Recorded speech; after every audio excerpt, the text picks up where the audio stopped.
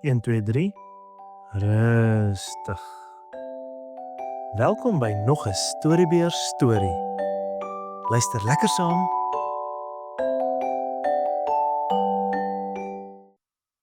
Die wonderlike pad deur die see. Lank gelede was daar 'n groot groep mense wat die Israeliete genoem is. Hulle het in Egipte gewoon waar hulle baie hard moes werk. Hulle leier was 'n man met die naam Moses, wat deur God gekies is om hulle na 'n nuwe land te neem. Eendag het Moses vir die Israeliete gesê: "Kom, ons moet pak. God gaan ons na 'n nuwe huis neem waar ons gelukkig kan wees." Die mense was baie opgewonde en het begin om hulle sakke te pak. Die koning van Egipte, wat die Farao genoem is, was egter nie bly dat die Israeliete wou weggaan nie. Eers het hy gesê hulle mag gaan, maar toe verander hy sy gedagtes. "Gaan haal hulle terug," het hy vir sy soldate geskree. Moses het die Israeliete gelei tot by 'n groot wye see, die Rooi See. Die water was diep en blou, en agter hulle kon hulle die stof sien opstyg van die Farao se soldate wat nader en nader kom. "Wat moet ons nou doen?" het die mense bang vir mekaar gevra. "Die see is voor ons en die soldate is agter ons." Moses het rustig gebly en gesê: "Moenie bang wees nie. God sal ons help. Kyk en sien wat hy gaan doen." Moses het sy staf voor die see uitgestrek soos God hom beveel het. En skielik het 'n sterk wind begin waai. Die wind was so sterk dat dit die water begin wegblaas het.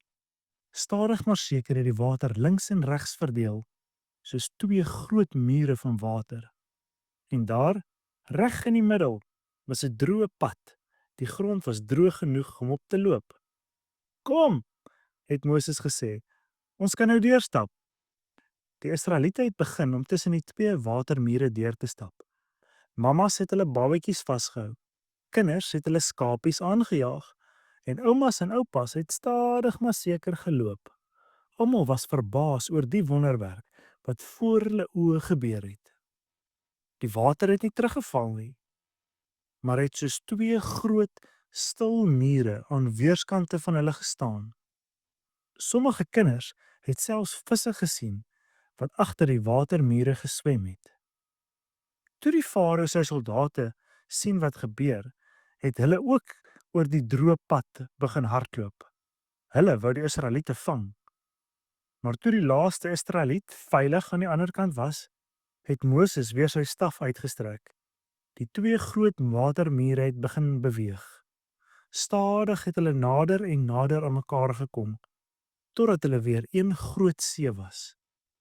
Die Farao en sy soldate kon nie meer die Israeliete agtervolg nie. Die Israeliete was veilig. Hulle het begin sing en dans van blydskap. "Dankie God," het hulle uitgeroep. "U het ons gered." En daardie aand, toe die son begin sak, het die Israeliete hulle tente opgeslaan. Hulle was moeg, maar gelukkig. Moses het vir die kinders vertel: "Onthou altyd wat vandag gebeur het. God het 'n pad deur die see gemaak om ons te red. Hy sal altyd by ons wees, selfs wanneer dinge moeilik lyk." En terwyl die sterre begin skyn het in die donker lig, het die kinders rustig aan die slaap geraak, veilig in die wete dat God oor hulle waak. En die volgende oggend het hulle reis voortgesit na die nuwe land wat God vir hulle beloof het. 'n Land van melk en honing, waar hulle in vrede kon woon. En so het die Israeliete geleer dat God altyd 'n plan het, selfs wanneer dit lyk asof daar geen uitweg is nie. Soms maak hy selfs 'n pad reg deur die middel van die see. En onthou, God kyk mooi na jou, net soos hy na Moses en die Israeliete gekyk het.